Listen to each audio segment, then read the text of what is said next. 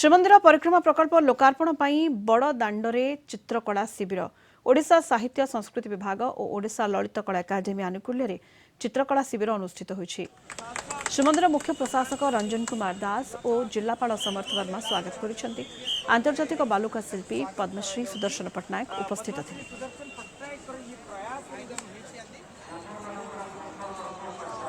प्रकार कार्य होता महाप्रभुंर परिक्रमा प्रकल्प को सौंदर्यमंडित करने कलाकार मान अभाव था। कलाकार मान ललित कला एकाडेमी तरफ अणाई से महाप्रभु को किभली दृष्टि देखती एवं किभली भाव से अनुभव करती से चित्रकला माध्यम प्रदर्शन करेंगे। ओडिया भाषा साहित्य संस्कृति विभाग एवं ओडिशा ललित कला एकाडेमी श्रीमंदिर